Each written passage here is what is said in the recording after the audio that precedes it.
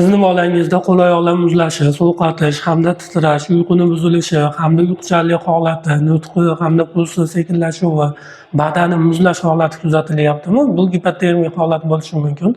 Assalomu alaykum. Bugungi mavzuyimizda shu haqida gaplashamiz. Bugungi mavzuyimiz gipotermiya. Gipotermiya bu tana haroratini 36 gradusdan pastlab ketish holatiga aytiladi. Endi gipotermiyani ham 3 ta darajasi bor. Yengil, o'rta, og'ir darajalariga bo'linadi. Ya'ni tana haroratini pastlashiga qarab turib, ya'ni yengil darajamiz tana harorati 35 dan 32 gradusgacha bo'lgan holati bu yengil holat deyiladi. O'rta og'ir holati esa 32 dan 28 gradusgacha bo'lgan holati o'rta og'ir hamda og'ir holati bu 28 gradusdan pastlab ketadigan bo'lsa bu og'ir holat hisoblanadi.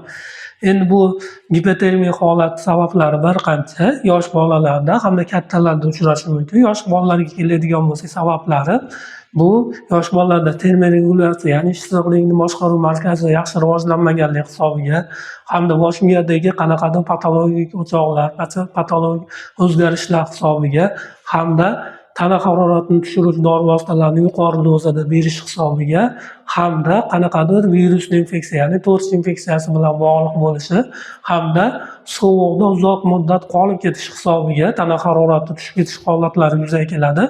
Endi yosh kattalarda ham bir qancha patologik holatlar, ya'ni bosh miyada o'sma yo bo'lmasam alkogolni ko'p miqdorda iste'mol qilish hisobiga markaziy nerv sistemasining faoliyati pastlashi hamda bir qancha termoregulyatsiyalar buzilishi bilan bog'liq holatlarda bo'lishi mumkin. Endi bu qanaqa patogenezda bo'ladi? Ya'ni yosh bolalarga keladigan bo'lsak, qo'l oyoqlari muzlaydi, ya'ni qon tomirlar to'rayish hisobiga periferik hamda markaziy qismlarga yaxshi qon yetib bormaydi. Buni hisobiga oqsil hamda uglevodlar parchalanishi sekinlashadi. Oqsil uglevodlar parchalanishi sekinlashsa, hujayra to'qimalariga yaxshi oziqa yetib bormaydi. Bosh miya, yurakka yaxshi oziqa yetib bormaganligi hisobiga gipoksiya hamda bu gipoksiya bo'lganligi hisobiga markazlashishi buziladi hamda qon quyuqlashgan hisobiga oziqa moddalari, kislorodlarni hujayra to'qimalariga yaxshi yetkazilmasligi holati. Undan tashqari nafas markazlari faoliyati, qon tomir markazi faoliyati pastlashi, ya'ni nafas sekinlashuvi, puls sekinlashuvi, qon bosimi tushib ketish holatlari yuzaga keladi. Endi gipotermiya holatida bemorlarda, bolalarda qanaqa klinik belgilar bo'ladi? Klinik belgilarga keladigan bo'lsak, qo'l oyoqlar muzlashi, badani sovishi, terlashi, uyquchanlik, pulsining pastlashi, tana haroratining pastlashi hamda qon bosimi tushib ketish holatlari yuzaga keladi. Qaltirash holatlari, titroq holatlari, savollarga javob bermaslik holati og'irlik darajasiga qarab. Endi bu gipotermiya holati yuzaga kelganda biz qanaqa qilib yordam ko'rsatamiz? Yordam ko'rsatishda dori vositalari bilan hamda dori vositalarisiz bo'lishi mumkin. Agar uy sharoitida bo'ladigan bo'lsa, dori vositalarisiz bo'ladigan bo'lsa, badanni sovigan kiyimlarni yechish hamda quruq toza kiyimlar, issiq kiyimlar kiydirish hisoblanadi. Undan tashqari issiq grelka, qo'liga, oyoqlariga, badanlariga issiq grelka qo'yishimiz kerak.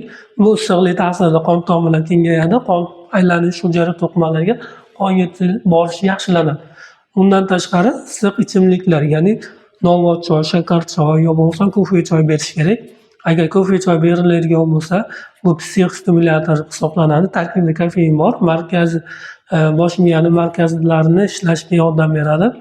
Undan tashqari shakar, novvot choylar bu hujayra to'qimalar uchun oziqa, energiya hisoblanadi.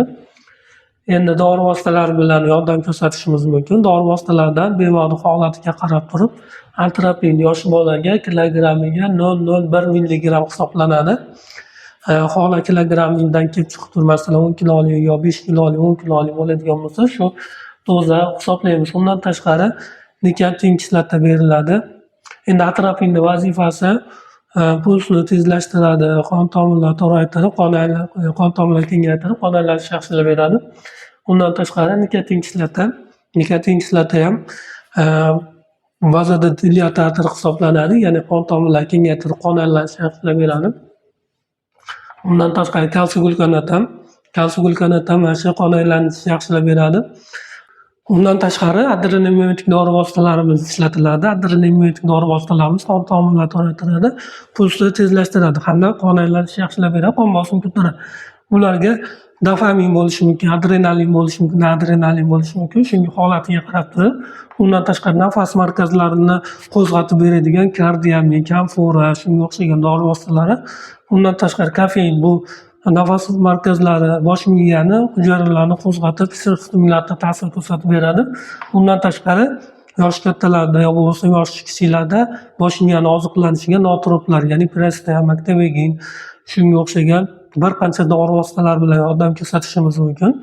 Endi holatdan kelib chiqib shu dori vositalar qilinadi hamda qo'shimcha bemorni holatini yaxshilagani glyukoza eritmalari, natriy xlorid, gel eritmalari quyiladi. Bugun mavzuyimiz shulardan iborat edi.